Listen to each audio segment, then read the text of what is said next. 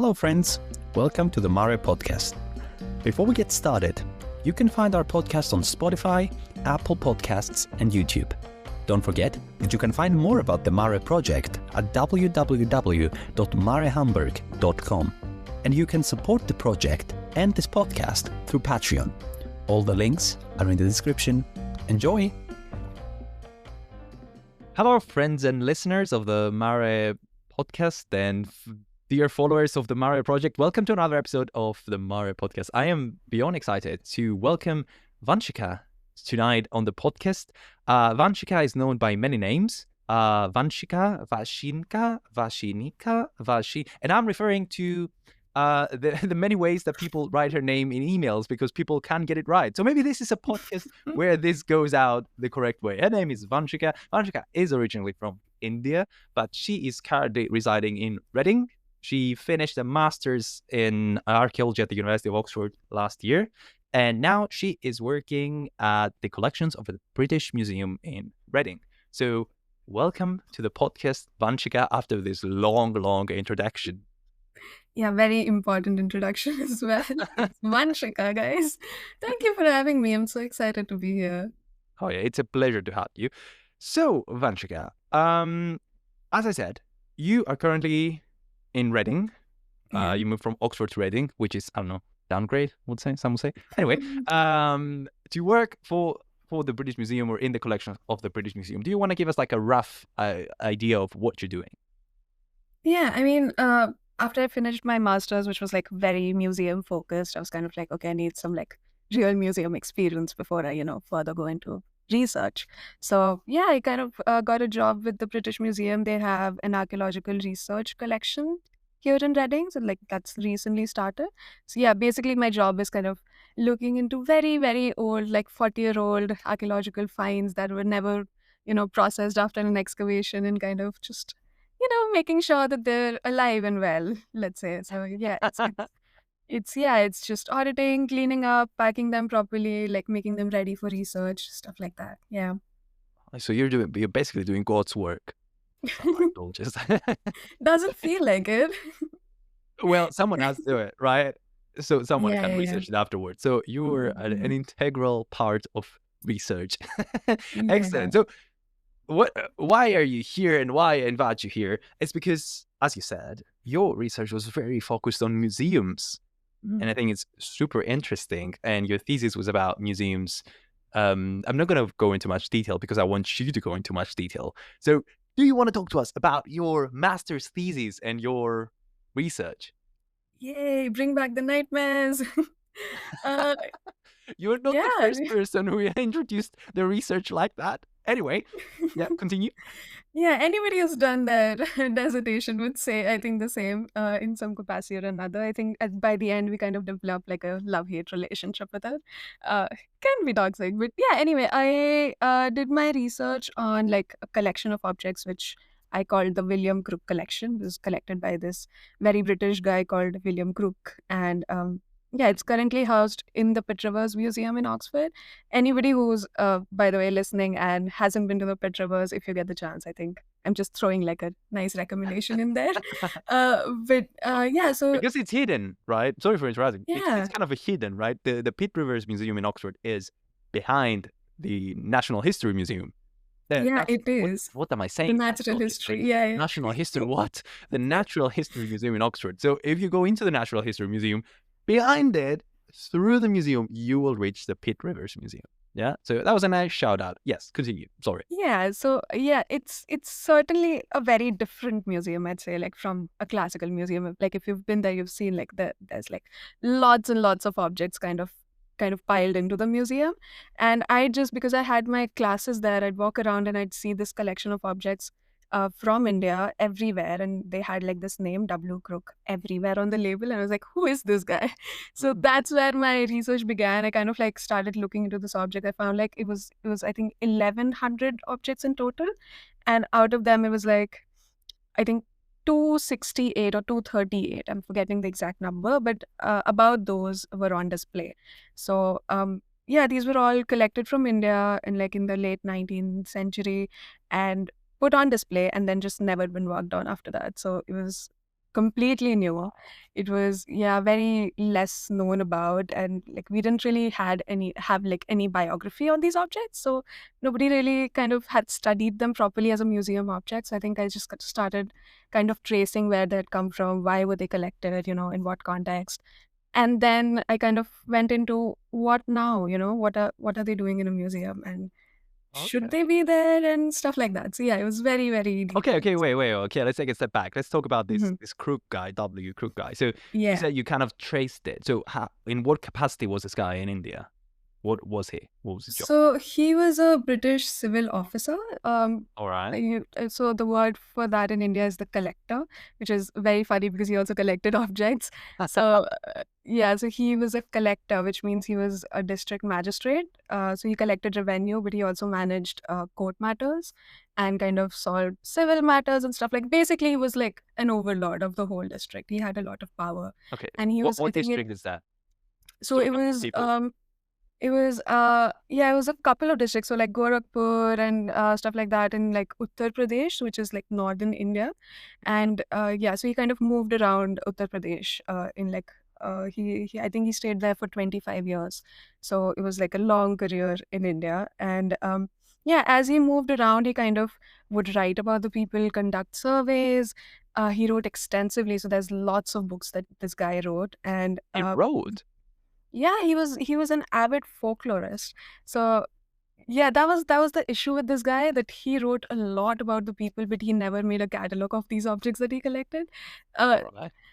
Not that I've found them. Maybe they have it somewhere, and I just haven't gotten to it yet. But yeah, so he wrote a lot about the people and the tribes, quote unquote, of the area, and like their cultures and their communities and stuff like that. And he also like collected these objects while he was writing about them, kind of send them to the museum in like batches, and they've just been there on display. Okay, so he collected objects and sent them to the museum. He didn't keep them for himself. He kept them for a while. Mm. Like I said, it's like 1,100 objects. So, Yeah. uh, yeah, he was. I think he started in India in the 1870s. I think 1871 was when he started his career in India, and the first acquisition in the Pitt Rivers, I think, is 1890. So he definitely kept it for a while, and then started Yeah. sending it to the museum at the later half of this career. And actually, the last acquisition item in the Pitt Rivers, I think, was as late as 2022. Uh, so there's like lots of objects that were just sent to the museum and not entered in the record, and they were like Mm. found in like 2021, 2022, and people are kind of like, okay, so we need to like give this a registration number and kind of, put it on the database. So it was a lot of hodgepodge of like a bunch of objects, different batches coming in like at different times, and yeah, just like Hmm. keeping track Very of interesting. that. So, what's the perception of this? What's his name? William? William Crook, yeah. William Crook, of this William Crook in the local population. Is he considered kind of like the father of folklore archaeology in India, or is he like considered like a thief? I mean, he's an avid folklorist. A lot of people, yeah, there's Richard Dawson who wrote about him, called him an avid folklorist of India, sort of like he wrote extensively, but he wasn't the only one by far. There were many writing, and especially at his time, 1870s, 1880s is when you have like lots of like journals coming out in India, like the Indian Antiquity. There's lots of like surveys that are starting at this time as well. The first, like the big tribes and castes of Bengal survey, I think, happens in like 1890. So a lot is happening at the same time. He's just one of the many, many civil officers who kind of have a lot of power. And I think, yeah, it's a little bit of a complicated history, but like he has been like given the orders to kind of survey the land. So there's historical precedents where the government wants to know its people and wants to like know how to govern the people better, and sort of like, um, Okay, interesting. yeah, yeah. So it's kind of like, okay, so we need to understand these people that we're trying to rule. So they kind of tell their civil officers that, can you please like go into the lands and survey it and kind of create basically a census, and tell us how many tribes there are and what area are these tribes living in and stuff like that. So he goes into that and he starts collecting, but he's not the only one. And there's many at this time that are kind of in this area, writing about it, and there's like interest growing and stuff like that. So he's one of many, but he's also important. Okay, very nice. So you, right, as an Indian, Hmm. do you think that they shouldn't be in the Pitt Rivers Museum? Do you think they should be back in India, those objects? Or do you think it's part of their history, the part of their biography? Oh, that was basically the crux of my uh, thesis, and I don't think I've still answered it because I don't think I have the right to decide. These are tribal objects, quote unquote. I'm putting it in quotes, because, yeah, and like a lot of these objects don't really have a proper biography or a provenance, so you don't really know what tribe they came from. A lot of them are like Kol/Kharwar, from North India, and like North India is huge, so you don't know where it came from. And yeah, so like I can't decide because I'm not from a tribal community or from that particular tribal community. So I can't decide if it can be given back or not. But the thing is, people would decide that if they knew it was there. Like I said, there hadn't been a lot of research done on this at all. And whatever I could find on these objects was based on what he had written in his time and his letters and his notes and stuff like that. So it was very much just based on whatever primary sources the museum had available. Which is why I think there's like lots of research that we need to do before we can decide anything about what to do with it. All right, interesting. So what kinds of objects are there in the collection? What the biggest categories, if I can say it like that? Yeah, I mean, Pitt Rivers is an ethnographic museum, right? I'm putting it in quotes again. So there's lots of these are objects that would be used on a day-to-day basis. So I think the largest collection is ornaments. So there's like lots and lots of jewelry. Ornaments. Yeah, there's like necklaces, there's rings, there's things like cosmetics, there's like coal, there's also surgical noodles, noodles, needles. Oh my God. Okay.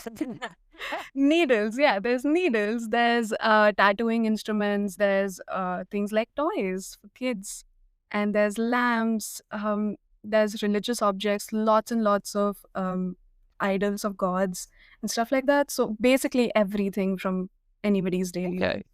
So there's maybe a controversial kind of, I'm playing Mhm. devil's advocate here, but maybe Yeah. people of the local tribe would say, these are just everyday objects. We don't care about these. Let them have it. It's just toys and ornaments. Do you think that they would share this opinion? Or do you think if they knew they would want them back? Yeah, I mean, that's the thing. I don't think people would care about it that much. That was, yeah, but again, I can't decide. But yeah, I think it's objects of daily use. People are not going to bear something that was like brought in like 80 years ago or whatever. But like, but I also think that is what is it doing in the museum right now? Okay, we can't give it back, but the way it is presented in the museum right now is not great for the people So, anyway. yeah, I mean, let's paint a picture for everyone who's listening or who's never been at the Pitt Rivers Museum. The Pitt Rivers Museum is a small museum that proportionally the amount of items that are presented are it's not equal. It's not equal at all. You go into the Pitt Rivers Museum and you're overwhelmed by the amount of items that are around you. You can barely walk through it's basically a rectangular or square space goes into 3 floors and that's it. And there's items from all around the world about pretty much everything from weapons to ornaments to musical instruments to boats to anything you can imagine that is ethnographic, right? So, and the Pitt Rivers, I think, was in the news a couple of years ago because of their display of human remains, right? So maybe we can talk a bit about that. Take a note, take a footnote of that. We can talk about it. And it's I think it's one of those museums that it's constantly under question, I would say. It's constantly in discussion in the news because it deals with items that are part of someone's culture and not just of their past, but of their present as well. So it's a question of how these things are presented. And let's start with that. I believe, and I think most people believe, that the presentation in Pitt Rivers Museum is bad. Do you share that opinion, and why, as a specialist? Oh, I wouldn't call myself a specialist, but yeah, it is bad, and I think the museum acknowledges that. The Pitt Rivers, I think, is one of the very few museums that I've actually seen very openly say that yes, we are problematic. We are a representation of colonial violence, and we very much have objects that are very, very problematic. They did a project recently. It's called Labeling Matters, I think, and it was just them going around the museum and kind of noting down all the problematic labels, because if you like see, there's lots of like very problematic words in the labels in the museum. So like you said, you walk in and there's one section that's just fire materials, there's one section that's boards, pens, uh, and it's one of those museums that is very unique for that, because I don't think there's many museums that kind of display their objects like that, where every pen from every part of the world is in the same box, you know. Yeah. uh yeah, they do that, and then they have the old labels, so they haven't changed the labels. They're the labels that they came in like years ago, and a lot of them will have words like rhodesia, for example, or like I'm pretty sure there's like a couple n words in there, and Oh my yeah, so God. there's very problematic words in the labels, because it was fine at the time, right? And now we kind of know that of course it's That's not problematic. okay. Yeah, but the Wow. So museum says before you continue, I may mm, add that I think you can visit the Pitt Rivers Museum virtually. I think the whole museum yes. can be visited virtually. So if people listening, maybe they can go to Pitt Rivers Museum, Oxford, and you could basically take a virtual tour of the museum, and you can understand, I think, even from the virtual tour, what we're talking about. You can literally walk in the museum, kind of an augmented reality kind of thing, and you can see what is going on. Sorry. Yes, continue. Yeah, I mean, of course. Sorry, I lost my train of thought. That was my fault. That was my fault. I'm so sorry. No, no, you're all right. But yeah, what I was trying to say was, the museum very much acknowledges that yes, this is problematic. So they will like they'll have that displays where they say, okay, find this label that says this problematic thing, and then they'll talk about the history of that and why that is problematic. So I think they're making good use of it. They're kind of Mm. directing people into like kind of seeing why this museum is problematic, and I think that's very good, because it kind of allows people to have a conversation about it rather than just like erasing it and never talking about it. So I think Mm. that's good. There's a long way to go, of course, but I think it's a good step. Oh yeah, I see how this is important. Kind of like instead of like closing the doors and no one having access to anything because of bad labels, they're kind of like Yeah. dealing with it head on. But the question is how does this ever become not problematic? In which direction does that museum need to go? The museum that is named Pitt Rivers was General Pitt Rivers was somebody who basically did what everyone did in at that time, that they were colonials. They were in colonizing the world and then taking anything they wanted and basically putting them in a museum. So yeah, do you? Okay, we've talked a bit about the museum. So let's go back to the William Crook collection. Do you have any particular attachment to any item? Any Ooh, favorites this among is like collection? this is like choosing between my kids. Oh my god. You Uh, have 1,100 kids? What? What? no, I think I definitely got attached to a couple, and yeah, when I had to decide what pictures to put in my thesis, because I was very much like I can't put every picture I have, you know. So it was very much like I had like a top choice. I was like, okay, this is going into my dissertation. That is a pot. It's called an earthen pot. Placed in devil shrines of Aboriginal people or something like that. I think the label says. So What is that? it is supposed to go. So I found it in the magic, witchcraft, and shamanism sorry, the magic, Yep. witchcraft, and shamanism section. That was a mouthful. But yeah, so I found it there, and I was like, okay, so just with the name of that, I know it has like a history, and I'll have to look up like what witchcraft and shamanism are they talking about. But yeah, the this one pot, I think when William Crook found it, he said in a letter that he found it um, in a grave. I think when he was walking around a district and he kind of like was doing his survey, he found this pot, didn't know what it was, collected it, sent it to the museum. And then a year after it was sent to the museum, he writes a letter to Balfour saying, okay, so the pot that I sent you last year, this pot is actually containing woman's I think remains. It was placed on a woman's grave, I What? think. So it had like some animistic value or something like that. He says in his letter, because the Archaeological Survey of India at that time had found similar pots in some other sites. So they were like, okay, so this is probably that. I didn't know what it was, but I've sent it to you, so you have it in your collection somewhere. You can like kind of okay, so this is what it is. It was something like that.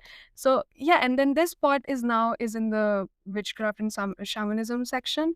So it was something that was probably taken from a woman's grave, probably had some sort of a religious value, and is now there. And I was just like, it just felt wrong. It just felt, horrible to see that something was robbed, basically robbed from a grave, and put in a section that is obviously has like racial connotations to it. There was another one. There was a group of jewelry. So like there's a glass box and it has like bangles and it has some threads and all of that. And the history of that was that it was taken from near a waterfall from a shrine at the Chandraprabha River in Uttar Pradesh again. And again, it was a shrine. It was something that women had offered to a god in the shrine. And he says something like, oh, yeah, so women offered this at the shrine, and I kind of collected it from that. So clearly, he saw women offering it there and picked it up and sent it to the museum. So there's lots of stuff like that where it kind of just Uh, hurts you to think about it, you know? oh yeah, definitely, definitely. When you think about it, with like I don't know a proper heart, I would say, or like half a brain cell, you're like, oh, that was not the right thing to do. If you see someone offering something to their god, your immediate response is not to pick it up and take it with you. Yeah. Oh my god, do you intend on like doing more research on that stuff, like more extended research, maybe publishing a couple of these things? Because if I understood correctly, they're not being researched, right? Yeah. I mean, with your dissertation, as you would know, you always have like a set of aims and objectives, and you can't really go beyond that. You have Yeah. like limited time and everything. But I have like a lot of things that I want to do with that collection. I was never able to contact experts from India for this. That was one of my goals going into the project, that I wanted to get an expert from India who would know what these are and kind of contextualize it for me. And the timing and all just didn't fit and it didn't work out. But that is something I want to do in the future, where I actually get somebody, if not from the community, somebody who like has studied about their community all their lives and kind of can tell me what these objects mean and what do they think should be done, because I feel Oh like, yeah. yeah. And then definitely there's like, I found out that William Crook had a huge collection of his own writings and papers sent to the Royal Anthropological Society.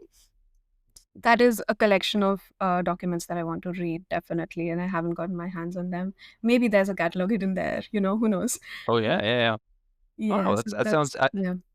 I mean, I can see kind of like going on a field work for 3 months and just touring around every little village and every little tribe in India and like bringing them objects and be like, tell me what you know about this object. Yeah. And I can Mhm. see people being like, oh, my grandfather used that or something like that. They would use it for this.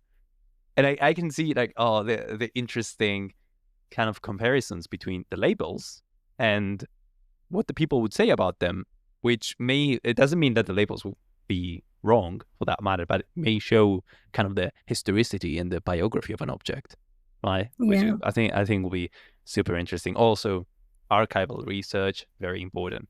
So, how long would you be working in the British Museum collections? How long is your contract? I mean, I'm here till October, definitely. Yeah, but I'm also kind of hoping that after that I can start getting into a PhD, start getting, All right, applying to like, that was my next kind of like that's where I was going to. So, what do you want to do? You want to do a PhD? That's what you're. yeah, I really want to do a PhD in the future. There's this collection, but there's also like all over the UK, there's hundreds of collections like these. And I feel like it would be amazing if I could actually just work on them and kind of contextualize them in a way that's not something that was written like 500, like 50 years ago by somebody who didn't understand the culture at all. You Oh know, yeah. yeah, try to like contribute as much as I can in my own way, I All guess. right. So, do you want to stay in the UK to do the PhD? Do you want to go somewhere else? So for the PhD, I want to stay here definitely. Because I feel like I want to be closer to these collections. Uh, so this is where I want to be for now. But in the future, I think my long-term goal is definitely going back into India and Indian archaeology particularly. So it would be very much what I learn here. I kind of give back there, you know. Oh yeah, absolutely. Even though I mean, with the international fees, I don't know how much you. I think you're giving too much from what you're getting back. Anyway, so that's a very interesting topic. So, do you think how's the archaeology in India? Are there places to work? What how's it like? Is there an antiquities department? How is it like? Because India is a big place. Yeah, I mean, that is such a loaded question. Uh, but I'll answer to the best of my ability. It's different from the UK, definitely. I think the big difference is that we don't have commercial archaeology as such. So Mhm. we don't have like commercial companies kind of doing digs and stuff. So it's definitely more government regulated and university based and stuff like that. So it is very hard to get into, I would say. And I definitely think there needs to be like a level of privilege for you to get into archaeology, at least in the level that I have tried to get into. I think it's hard. Uh, I also think that just archaeology in general is not very common in India. So Hmm. when I got into the field, I had to definitely explain to my parents what archaeology is and stuff like that. Uh, Oh, interesting. We're going to talk about that later. Continue. but also archaeology is also just everywhere. So it's a very funny dichotomy. We have a lot of archaeological sites and monuments, and of course, as you'd think, it's such a vast and varied country. There's so many monuments that you can research. There's so much potential in like every part of India for archaeological research. So I feel like if anybody is struggling to find an archaeological angle or like a site to work on, come to India. You'll find something. There's so much to work on. Yeah. Oh my God. But yeah, of course, you need funding to do all that, of course. Yeah. Yeah, if you're looking for something. So I want to know how that conversation went with your parents. You told them I want to study archaeology. So maybe let's not do that. Let me ask you first about how did you end up doing archaeology? What led you to archaeology?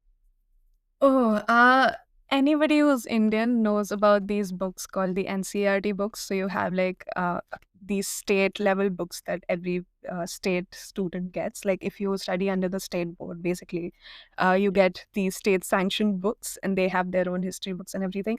I think sixth grade, I was like, uh, how old was I? I was like 11, 12, and I found this history book, and it had like a little paragraph about these archaeologists who found the Indus Valley civilization accidentally.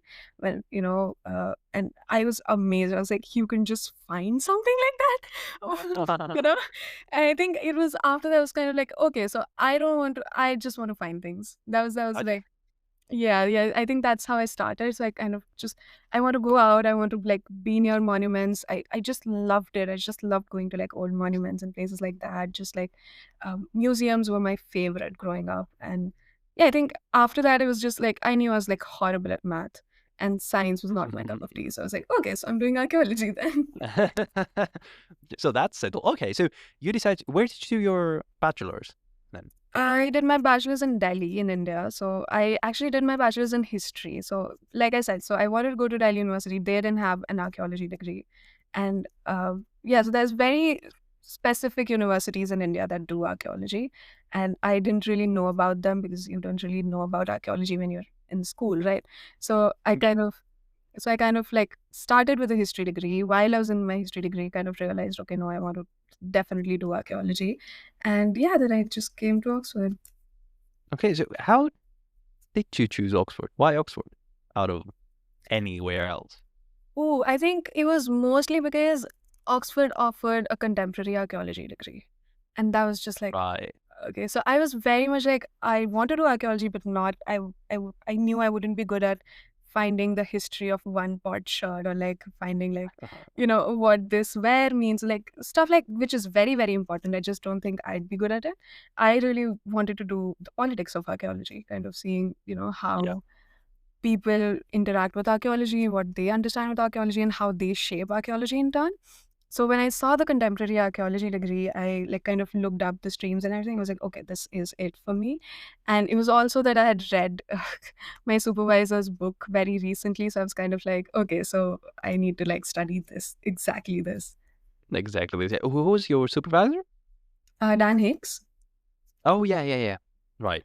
Very, very brilliant archaeologist, isn't he? Yeah. Yeah. So, anyway, let's. Yeah, we can't say anything bad. He was supervisor. Yeah. He was amazing. Yeah, he was wonderful. I don't remember you saying anything bad about him. No, he was great. I thought he was great, right? Yeah. I think he really pushed me where I needed to go. I think I wouldn't have gotten where I did. So yeah, he was great. Nice. So where's Dan Hicks from? Is he English? I think so, yeah. Yeah. So how did he react when you came up with like this topic? He was like, I want to study this thing.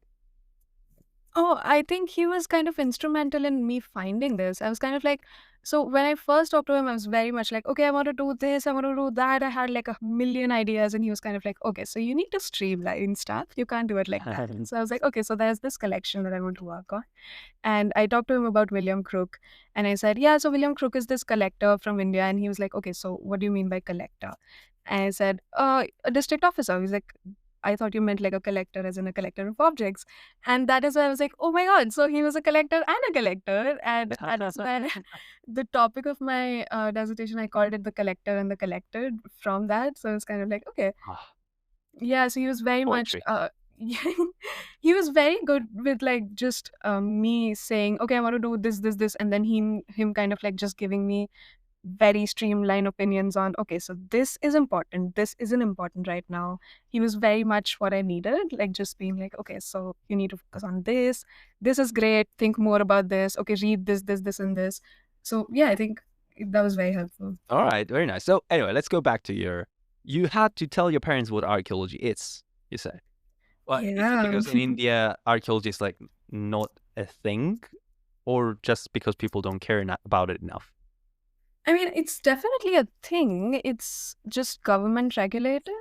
And especially in my family, we're like a family of accountants. So nobody had ever heard of archaeology before. And yeah, so it's definitely, when I was growing up, I had never heard about archaeology as a career option. Now I think it's, there's universities, and I think more because I've come to a university now, I can see that there's a whole world of archaeology. It's just that people don't see it a lot of times. So there's universities, they offer great degrees. We have like 2-year masters that includes like field work, and it's very, very useful, very like well done. But yeah, when I told my parents, I was like, okay, so archaeologists kind of dig stuff up, and then you kind of tell history from that. It's very hard to talk about archaeology when there's like no background. And so my mom was like, okay, so you want to dig stuff? I was like, yeah. So it was like, okay, so like in a backyard. I was like, no, mom. So like there's like a trench and stuff like that.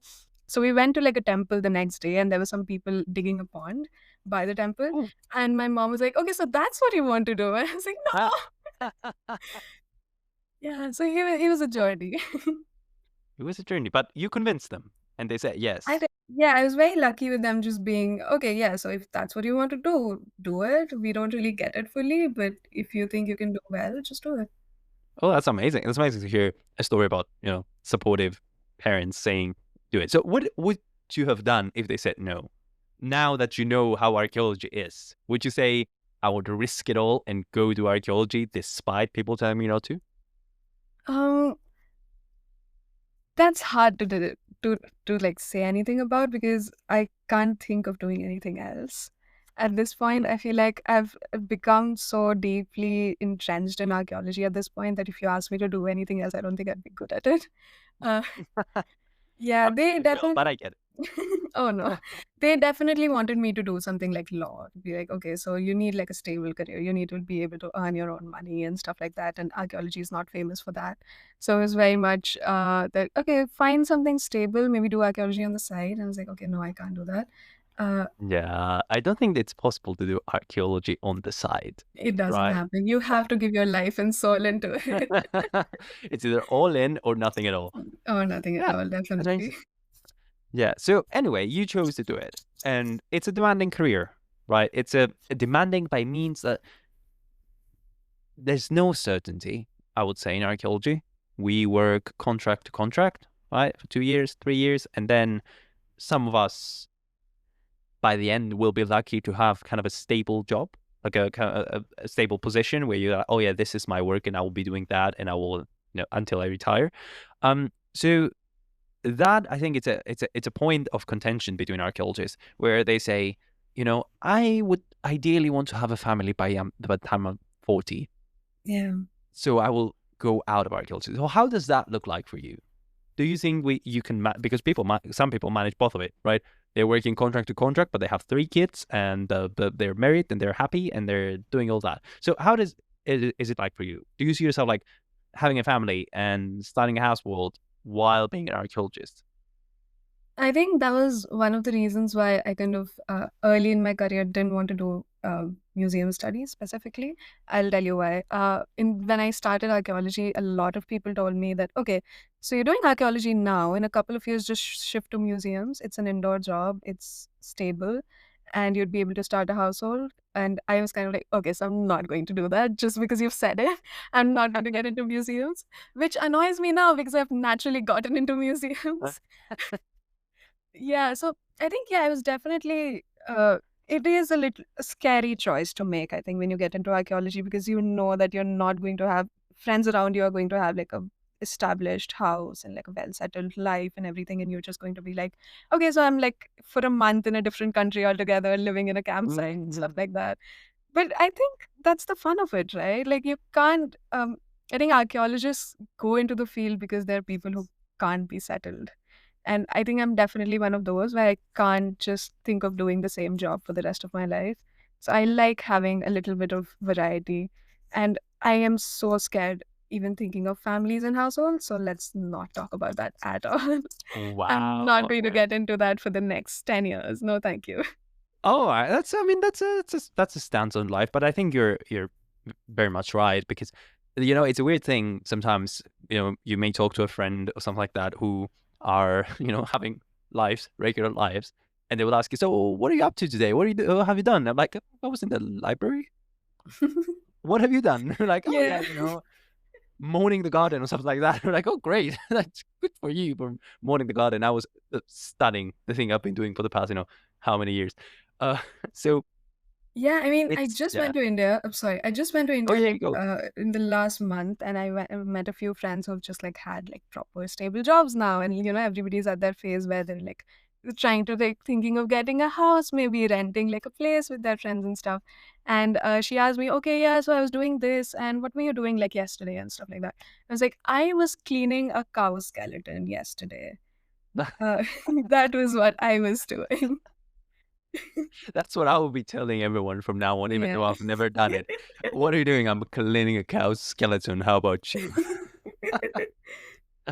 Oh my god, that's so good.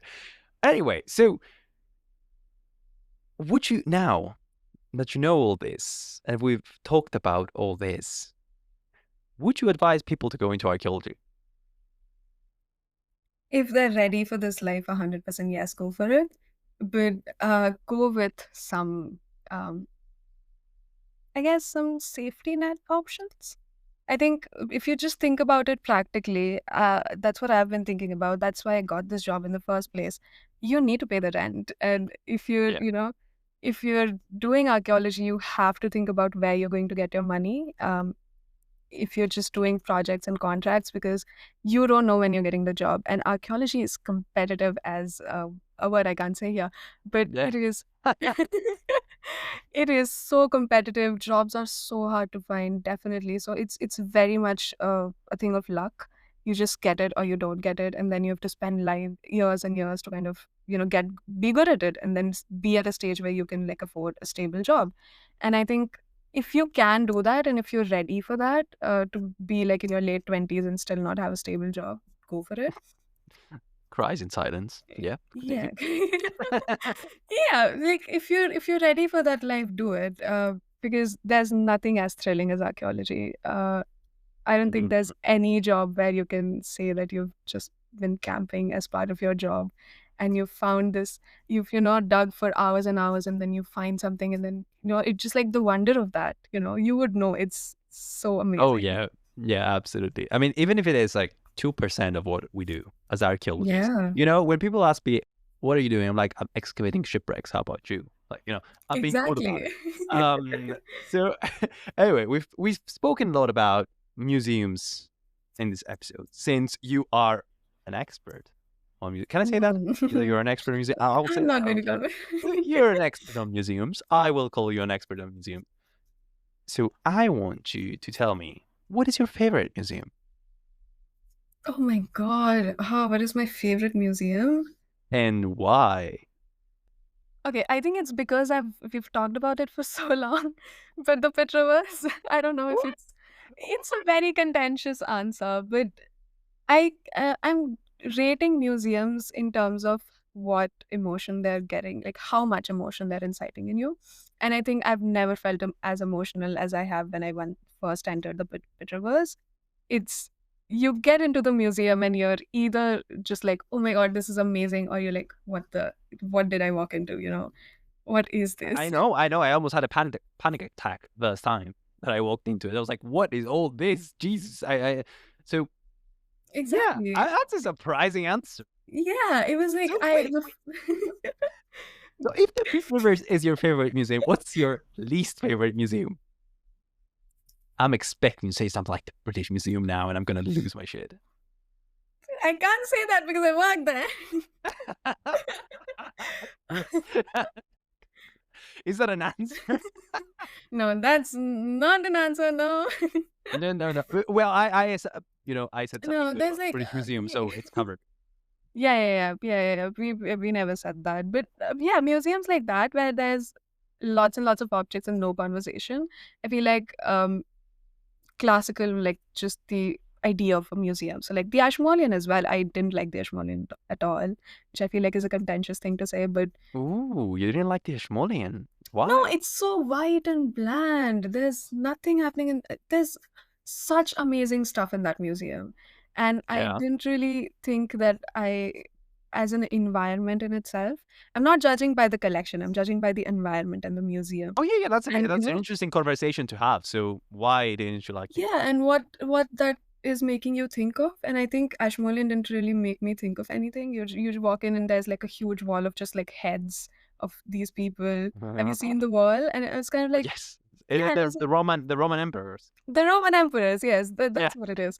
Yeah, and it just felt very domineering, and I didn't really feel like I was in a museum as such. It just felt Mm. like like a display of like, oh look this, oh look that, and there's this gallery and that gallery. I'm sure people love the Ashmolean, and a lot of them are probably cursing me out right now, but I think it's a good museum. I just don't like it. I don't like spending time there. Okay, how would you make the Ashmolean better then? If you could, like, redesign it or make some changes. But the first thing I would Ah. do is color the walls. It's so bland. just just it's such a huge museum. I'd just like to have more conversation. I think that's what the Pitt Rivers, that's why I like it, is even when, so you mentioned the human remains, like the human remains Oh that yeah, were and the Pitt removed Rivers. Yeah, yeah. from the Pitt Rivers. So from the shelf that they were removed, they put like a whole poster saying, yeah, so these were removed, do you want to know why they were removed? This is why they were removed. And so there's conversation, you're thinking about something.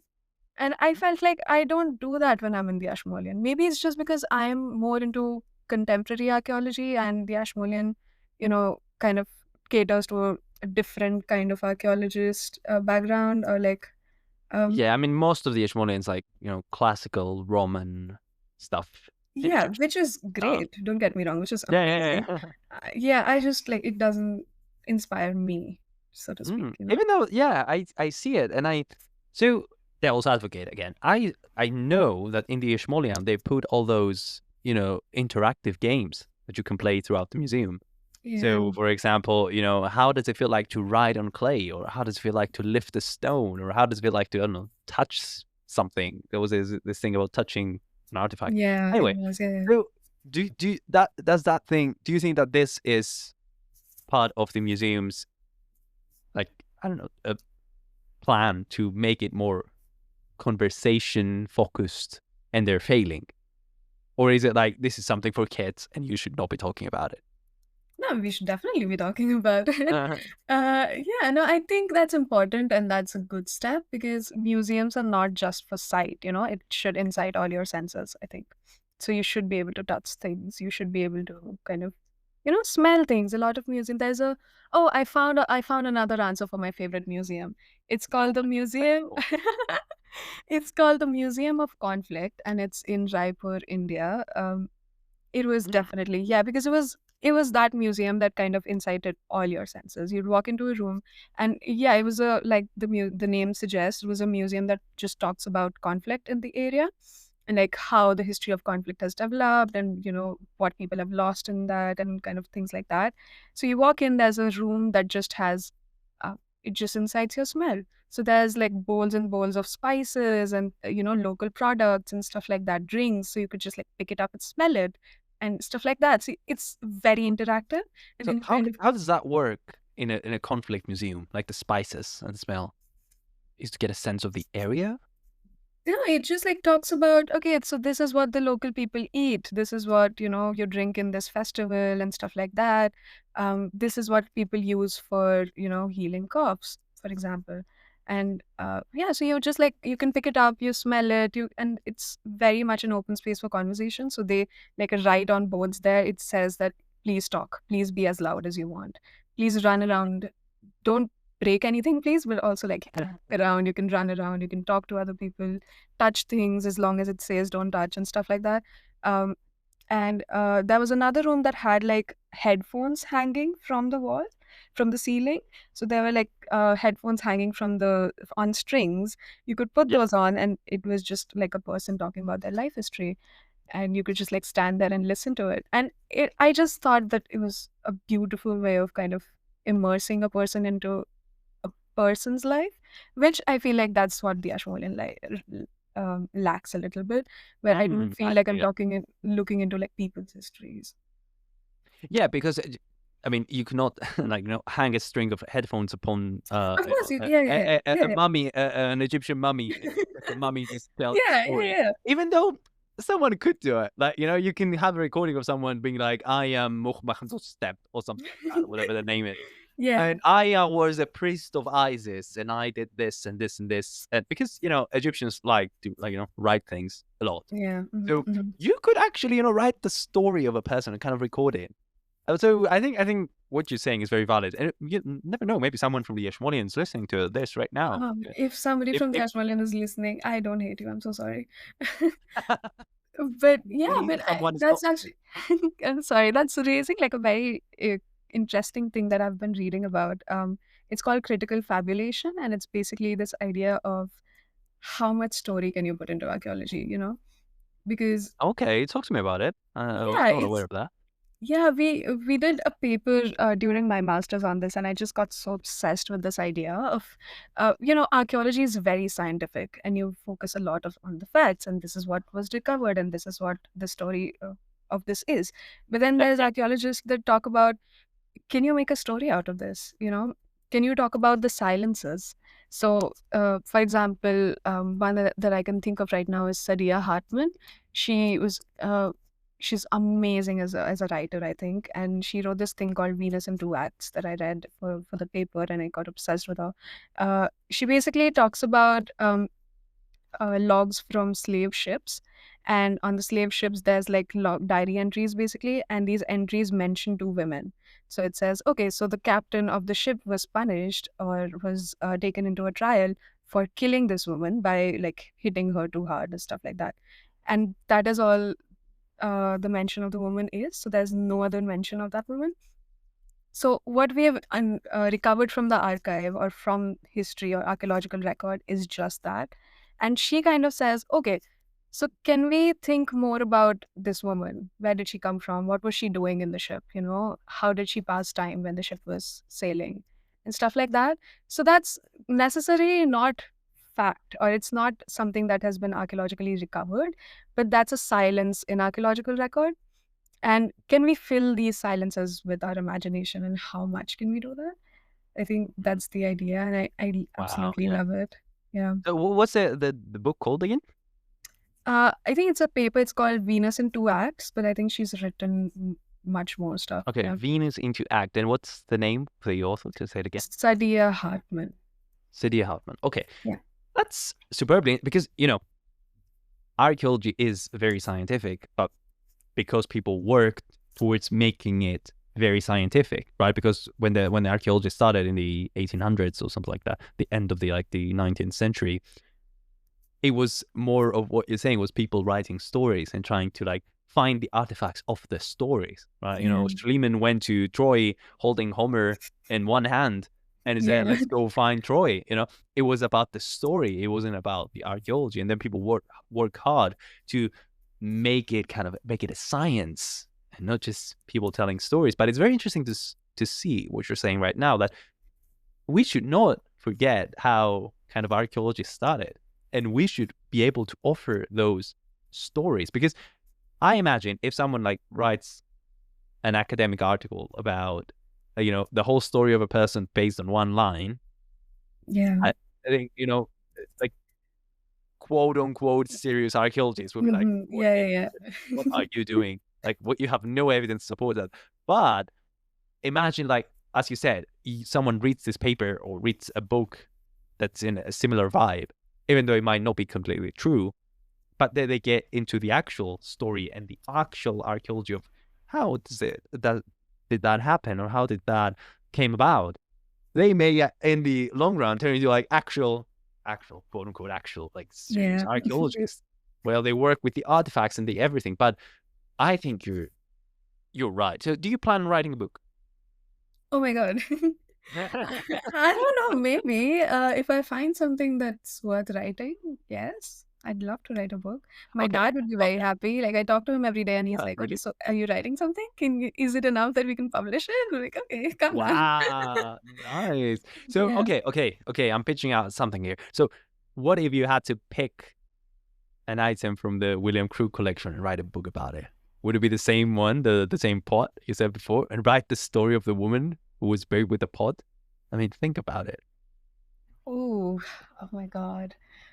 Yes, definitely. I think I'd love to write about her. I mean, if I get more information out of it, if I can find more about it, yes. I feel like objects like these that have been so horribly misrepresented for so many years deserve, proper understanding of them. Um, Especially when they're kind of considered to be, shamanistic or like witchcraft Yeah, yeah. related and stuff like Witchcraft. that. Yeah, you Wow. want to properly represent them. And I think, yeah, so with what you were talking about before, the story thing, I was just like thinking of 500 different things at the time. But yeah, definitely, I think we have to consider that the archaeological record that we recover now was also created by humans. So they had their own biases when they were writing them, which is why these women were just mentioned in a single line and just never written Yeah. about again. So you have to also think about the biases that were when it was written down. And if you think about fabulation, if you think about writing stories, I think we can tackle that bias, which is why I think Mm. this whole idea is very interesting. Oh yeah, absolutely. There's those kind of this makes me think of something similar but different. Those meta researches in archaeology where you research, the past of the past, or kind of the Right. future of the past, and you see the past of a past population, and you can kind of you mess up your brain because you're seeing how past people viewed their own past. So I think it's super interesting to see how it's kind of you see how a person in the past saw a person in the past, Yeah. right? This is Mhm. what you're doing, and you have to work with their biases, but you have to understand and accept your own biases and how they contrast or are aligned with the previous person's biases. But at the same time, you have to be like, this object, this pot can say so much. It can say everything, right? So, so many interesting things to talk about. I don't know. I'm thinking about so many things right now. It's crazy. Uh, but yeah, I would be lovely. I would definitely read the book. you write about the pot and the woman who was buried with it, and its story. Yeah. So when's that out? Oh my God, you're going to hear me moan about it if I ever think about writing it. You're going to listen to me I'll, just rant yeah. about it for years and years before I. I'll be the problem.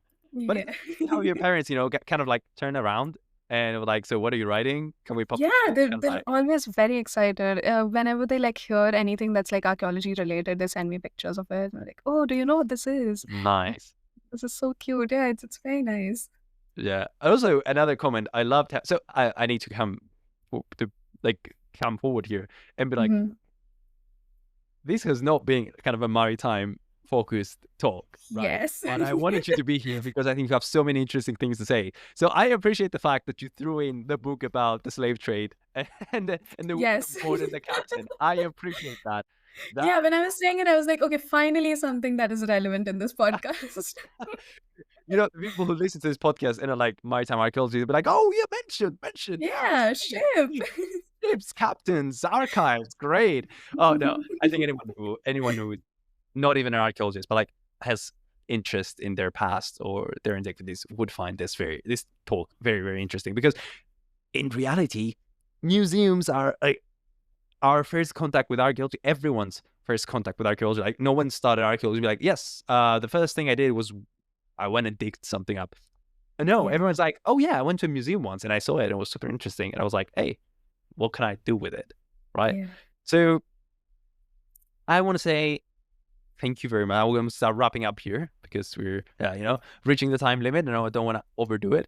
So it was lovely to have you. We have talked about so many things. We've talked about museums, colonization, PhD, life in archaeology, having to convince your parents to like do archaeology, which is Mhm. something I was at first on this podcast, and I think you handled it really well. And so okay, now that I've said this, kind of a final question: do you feel like it's kind of a selfish question, but do you feel like you have made an impact in your environment, in your local environment, like your immediate family or extended family or friends, because you study archaeology?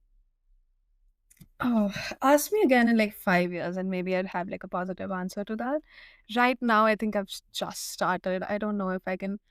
I think I've definitely impacted my immediate family. I've turned my brother into a pseudo archaeologist, which is, I feel like, that is an achievement. Because when I started doing it, I would like just take my because it was like right after COVID, so we were all at home. Yeah, yeah. Restrictions, the C word, the huge, the pandemic that we don't talk about. Uh, Mhm. we were at home, and I would just like take my brother.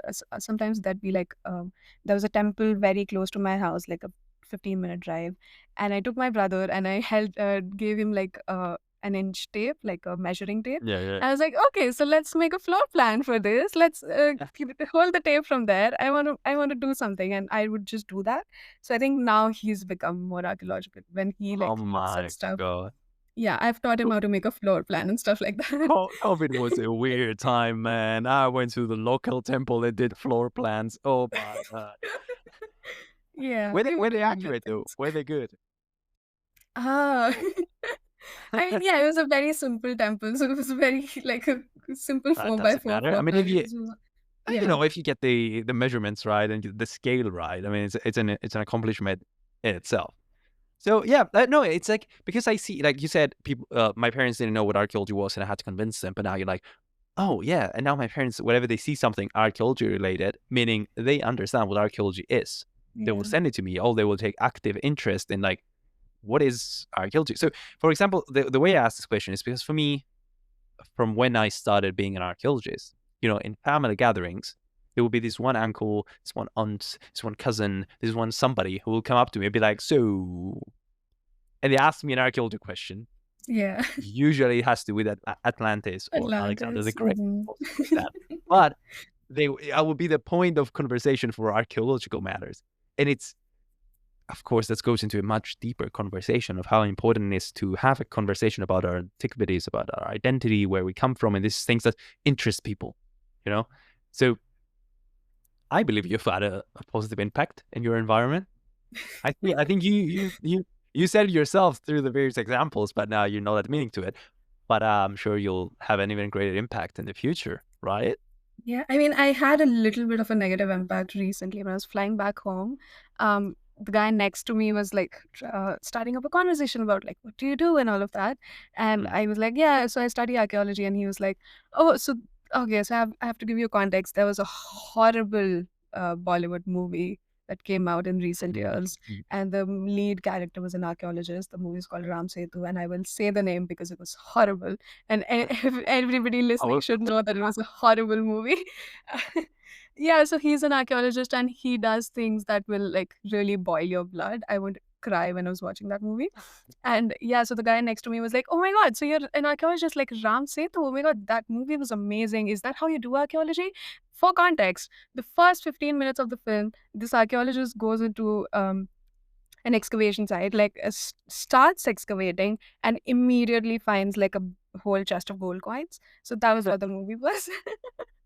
And I kind of went on a whole rant, like a good 15-minute rant on this guy. This poor guy who was just trying to make conversation. I was like, no, archaeology is not that. That is a horrible representation. Don't think about it like that. So I've had that impact as well. Look, But you're yeah. actively impacting your community positively. You're making a Mhm. change.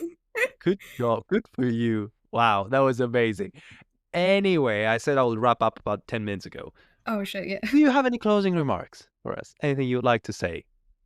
Um, I think I just anybody who's listening, if I could say that next time you go into a museum, think about this podcast maybe. When you go into a museum, look at the labels. I always tell people that the labels are very, very important and they tell you a lot about what the museum was thinking when they put this object on display.